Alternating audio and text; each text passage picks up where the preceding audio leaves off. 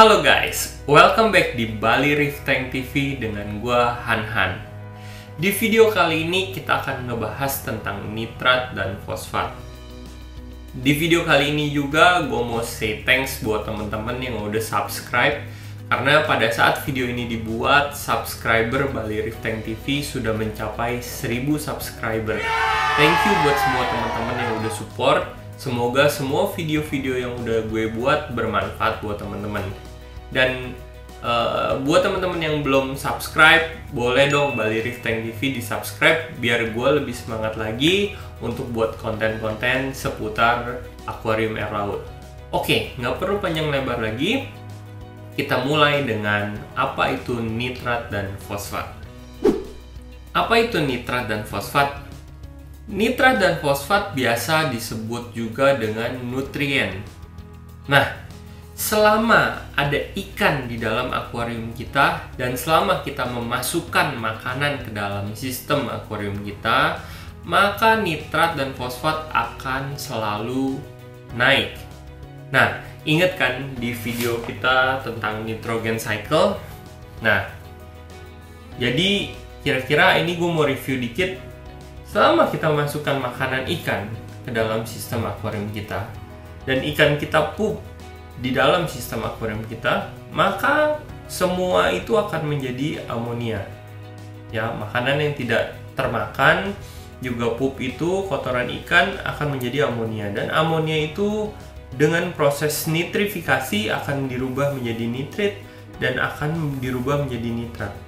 Nah, ketika sudah menjadi nitrat, ada bakteri lain yang melakukan proses denitrifikasi sehingga nitrat ini bisa ke udara lagi menjadi nitrogen. Nah, tapi proses denitrifikasi ini biasanya sulit terjadi di akuarium. Nah, maka itu biasa nitrat ini akan menumpuk dan akan terus naik kecenderungannya. Nah, ini yang kita harus usahakan biar nitrat ini bisa kita tekan jumlahnya. Begitu juga dengan fosfat. Semua makanan ikan yang kita kasih ke dalam sistem akuarium kita, apalagi tidak termakan, ditambah dengan pup ikan, maka fosfat akan cenderung naik. Ditambah lagi ada satu hal lagi adalah jika kita top up air tawar menggunakan air pump atau menggunakan air mineral. Nah, itu seiring berjalannya waktu maka fosfat akan terus naik. Sebenarnya nitrat dan fosfat itu dibutuhkan di akuarium air laut, dibutuhkan bagi koral, tapi dalam jumlah yang sedikit.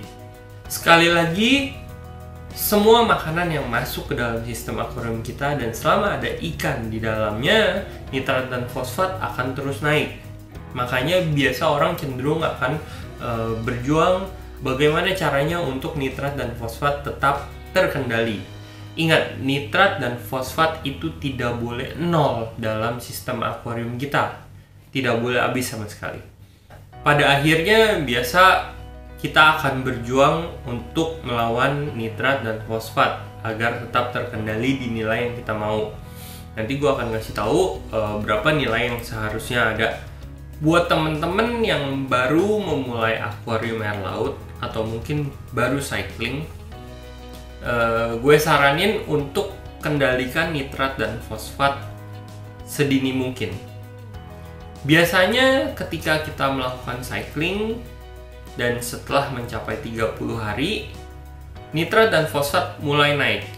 Nah, khususnya biasa nitrat nih bisa naik sampai 50, bisa naik sampai 100. Ketika kita akan memasukkan biota, di situ saatnya kita ganti air dengan jumlah yang cukup banyak. Bisa 30%, bisa 50%. Disitulah kesempatan kita menurunkan nitrat dan fosfat secara sekejap sebelum ada biota di dalamnya. Ketika nanti sudah ada biota di dalamnya, kalian tidak boleh ganti air sebegitu banyaknya. Nitrat dan fosfat itu tidak kasat mata. Oleh sebab itu, ketika teman-teman mau tahu seberapa tinggi nitrat dan fosfat kalian, dibutuhkan test kit. Test kit itu sangat dibutuhkan. Nanti kedepannya ketika kalian mau mengendalikan nitrat dan fosfat, juga kalian harus tes. Ini adalah tes kit yang cukup wajib untuk kalian yang mau memelihara akuarium air laut. Efek samping dari nitrat dan fosfat yang terlalu tinggi ialah pertumbuhan lumut yang akan banyak, dan itu cukup mengganggu pastinya. Nah, selain itu nitrat dan fosfat yang terlalu tinggi juga bagi koral itu bisa sangat mengganggu. Bahkan kalau udah terlalu, itu akan membuat mereka mati. Berapa sih nilai nitrat dan fosfat yang seharusnya di akuarium kita? Nilainya berbeda-beda tergantung akuarium kalian. Untuk akuarium fish only, nilainya di bawah 30 untuk nitrat dan di bawah 1 untuk fosfat. Untuk akuarium isi terumbu LPS, nitrat di bawah 10 dan fosfat di bawah atau sama dengan 0,03. Untuk SPS, nitrat disarankan di bawah 2 dan fosfat dikendalikan di 0,03.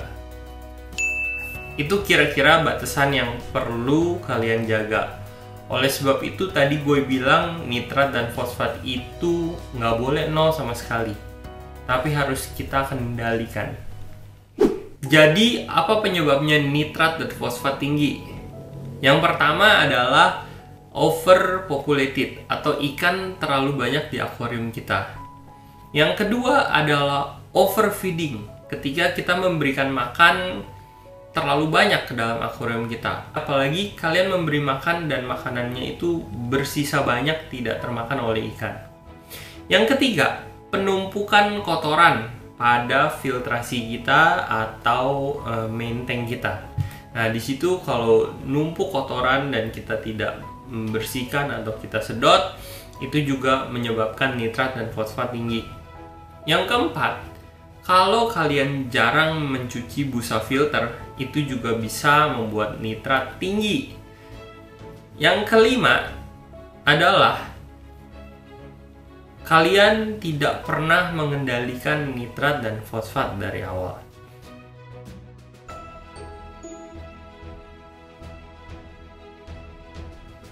Oke, khususnya untuk fosfat, yaitu ketika kalian top up akuarium air laut kalian dengan air pump atau dengan air mineral.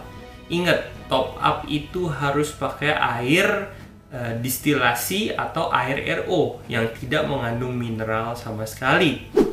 Sekarang gue mau share beberapa cara untuk menurunkan nitrat dan fosfat. Perhatikan baik-baik. Mulai dari yang pertama adalah ganti air.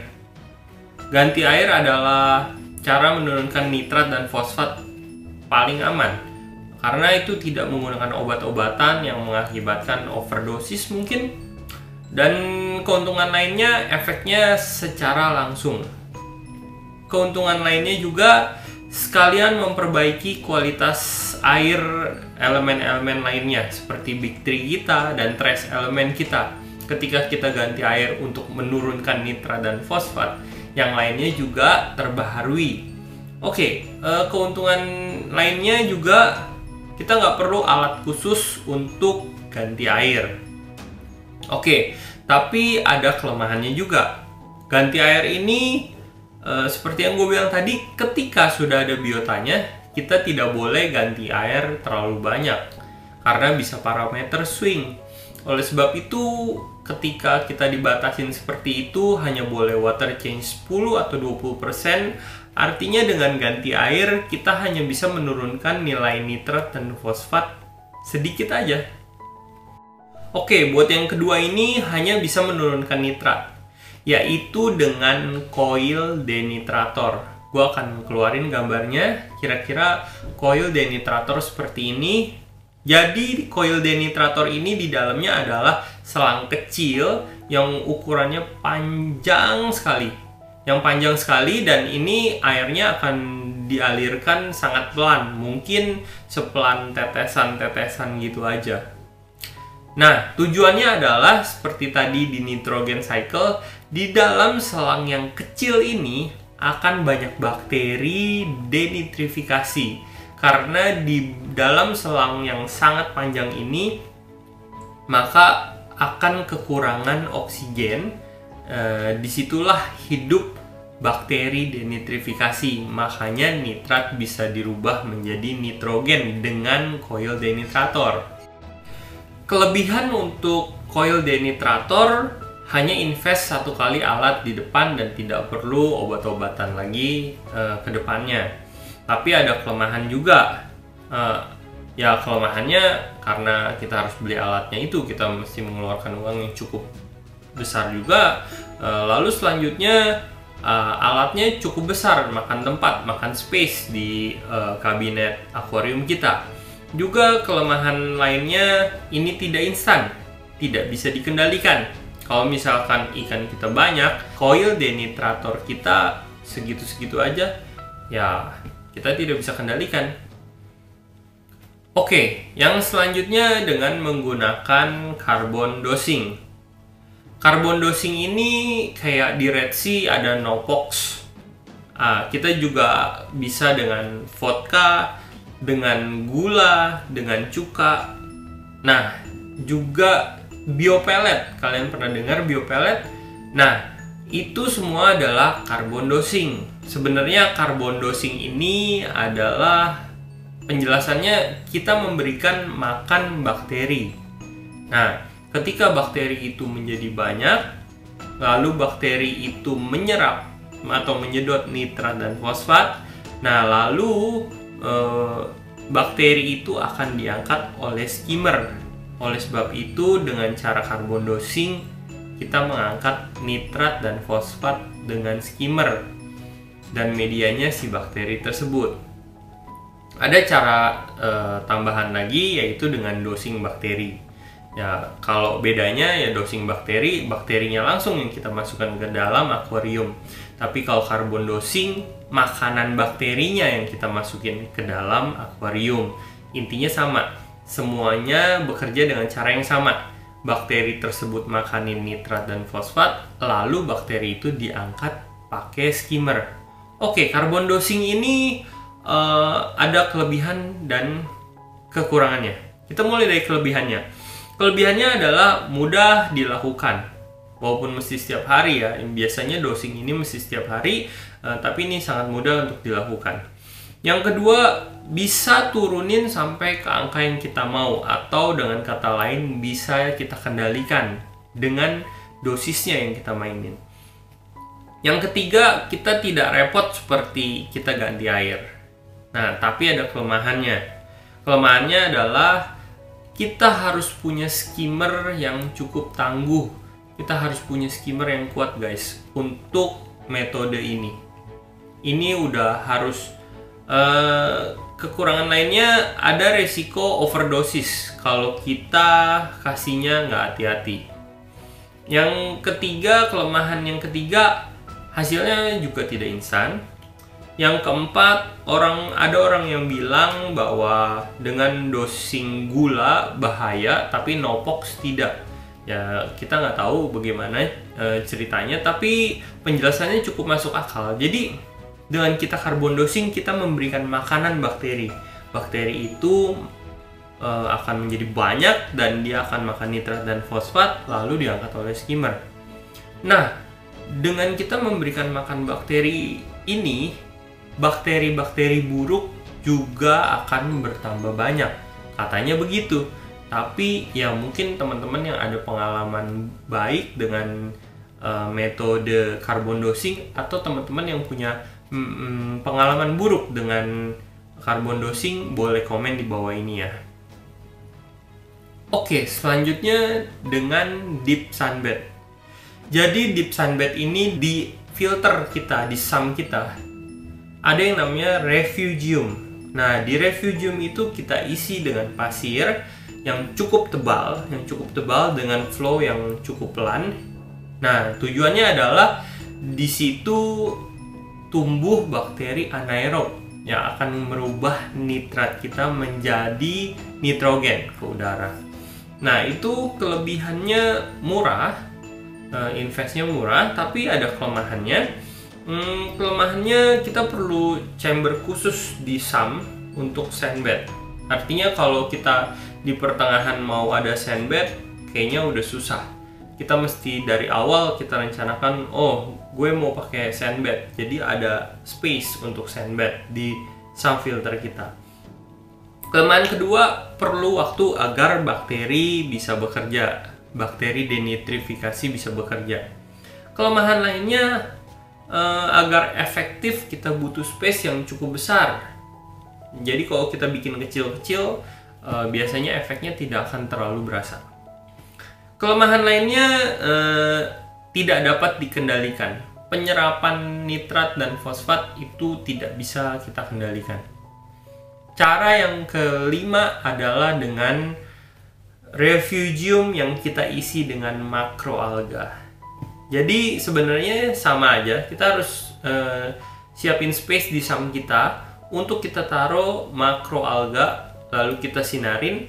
Makroalga itu akan menyerap nitrat dan fosfat untuk dia bertumbuh. Oleh sebab itu, nitrat dan fosfat di akuarium kita akan turun seiring dengan pertumbuhan makroalga tersebut. Oke, kita mulai dari kelebihannya.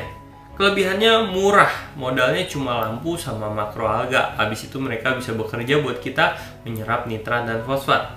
Kelebihan lainnya bisa jadi tempat hidupnya kopepod atau organisme-organisme yang berguna buat ikan dan terumbu karang kita. Jadi kalau kopepod itu bisa tumbuh banyak di refugium lalu sedot oleh return pump ke main tank kita, maka koral dan ikan akan tersuplai dengan kopepod atau makanan alami. Oke, kelemahannya harus ada chamber khusus untuk makroalga. Ya seperti yang tadi gue bilang, kalau tempatnya kecil, akuarium kita besar, ya mungkin penyerapannya tidak akan cukup untuk menyerap nitrat dan fosfat yang dihasilkan akuarium kita. Yang kelemahan selanjutnya, ini tidak begitu bisa dikendalikan. Ya walaupun kita bisa sedikit kendalikan lah. Kalau misalkan nitrat dan fosfat di akuarium kita produksinya tinggi, kita besarin itu refugium, kita banyakin makroalganya. Lalu kita bisa kendalikan juga dengan memainkan durasi waktu lampu. Biasanya lampu ini dinyalakan 24 jam untuk makroalga. Tapi kalau nitrat dan fosfatnya sudah turun ke level yang kita mau, kita bisa mainkan dengan cara ketika lampu akuarium nyala, kita matiin lampu refugium, atau sebaliknya, ketika lampu akuarium kita mati, kita nyalain lampu refugium. Ya paling tidak kita bisa kendalikan dengan cara seperti itu. Sekarang gue mau share bagaimana cara menurunkan fosfat. Ini khusus fosfat only. Yang pertama dengan menggunakan GFO. GFO ini contoh produknya yang paling gampang adalah Roapos. Roapos ini adalah filtrasi kimia. Jadi Roapos ini sanggup menyerap fosfat di akuarium kita. Dengan begitu aja caranya, sederhana. Yang kedua, dengan menggunakan obat penurun fosfat. Seperti salah satu contohnya dari merek Caribsea, ada Fosbuster. Oke, gue mau kasih tahu sedikit pengalaman tentang fosfat. Jadi jangan bingung kalau fosfat di akuarium kita turunnya lama. Karena fosfat itu bisa nyerap ke batu-batuan. Dan saat di air kita fosfatnya sudah turun, fosfat yang ada di dalam batu-batuan bisa terlepas kembali ke air. Maka itu biasa disarankan untuk kendalikan fosfat dari awal. Dari pertama-tama kita mulai akuarium. Jangan biarin fosfat tinggi dulu, dia menyerap ke batu-batuan. Nah, nanti ketika kita kurangin nilai fosfat di air kita, maka dari batu-batuan akan terlepas kembali ke air. Nah, kira-kira gitu. Kenapa fosfat mungkin nuruninnya butuh waktu yang lebih lama. Untuk kesimpulan atau rangkuman dari video nitrat dan fosfat ini, nitrat dan fosfat akan terus diproduksi di akuarium kita selama kita memasukkan makanan ikan ke dalamnya. Dan selama ada ikan di dalamnya, maka kotoran ikan akan berujung jadi nitrat dan fosfat. Kita bisa turunkan dengan cara-cara tadi. Bisa teman pilih sendiri mau pakai cara yang mana, atau teman-teman bisa mengkombinasikan cara-cara di atas. Jika nitrat dan fosfat masih tidak turun juga, bisa jadi cara yang kita jalankan kurang kapasitas untuk mengolah nitrat dan fosfat. Misalkan refugium kita mungkin kurang besar. Kalau pakai carbon dosing mungkin skimmer kita kurang besar. Nah gitu. Atau bisa juga populasi ikan yang kita kurangin, atau jumlah makanan yang kita masukin ke akuarium kita kurangin juga. Itu juga bisa membantu. Kita harus mencari keseimbangannya. Karena sebelum kita bicara tentang mengendalikan zat-zat lainnya di akuarium air laut, kita belajar dulu untuk mahir atau terbiasa mengendalikan nitrat dan fosfat di akuarium kita. Disinilah letak seninya merawat akuarium air laut. Kita mulai menjadi saintis buat akuarium kita sendiri. Sampai di sini aja video gue kali ini tentang nitrat dan fosfat. Semoga video ini berguna buat kalian. Jika berguna, boleh klik like dan subscribe channel Bali Reef Tank TV. Jika ada yang mau ditanyakan atau mau ditambahkan, kolom komentar terbuka lebar buat teman-teman. Sampai ketemu di video-video selanjutnya. Happy reefing!